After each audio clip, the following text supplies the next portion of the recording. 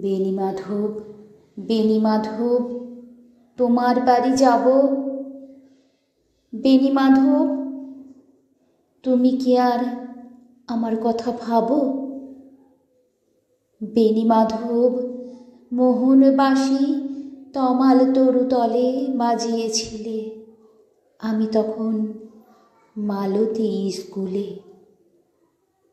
ডেস্কে বসে অঙ্ক করি, ছোট্ট ক্লাস ঘর, বাইরে দিদিমণির পাশে দিদিমণির বর।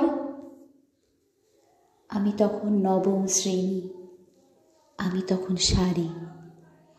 আলাপ হলো বেণীমাধব, সুলেখাদের বাড়ি।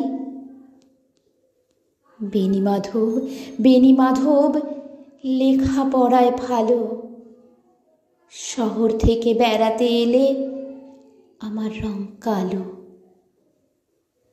তোমায় দেখে এক দৌড়ে পালিয়ে গেছি ঘরে। বেণীমাধব, আমার বাবা দোকানে কাজ করে। কুঞ্জে অলি গুঞ্জে তবু ফুটেছে মঞ্জরি, সন্ধ্যাবেলা পড়তে বসে অঙ্কে ভুল করি।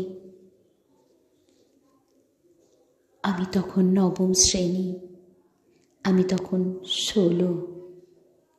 ব্রিজের ধারে বেণীমাধব, লুকিয়ে দেখা হলো।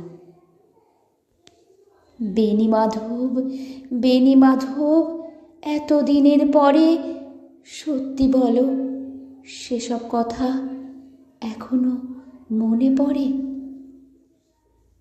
সেসব কথা বলেছ তুমি তোমার প্রেমিকাকে?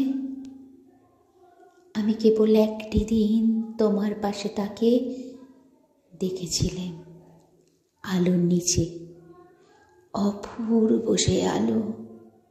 স্বীকার করি দুজনকেই মানিয়েছিল ভালো।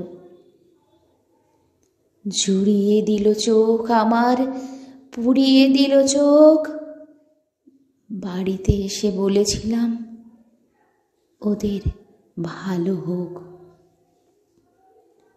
রাতে এখন ঘুমাতে যাই একতলার ঘরে, মেঝের উপর বিছানা পাতা, জ্যোৎস্না এসে পড়ে।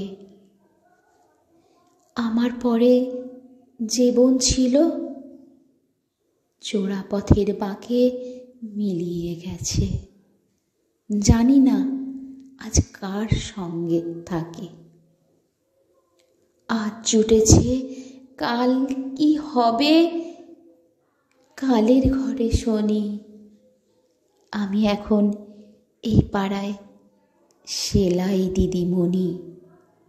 তবু আগুন বেণীমাধব, আগুন জ্বলে কই? কেমন হবে আমিও যদি নষ্ট মেয়ে হই?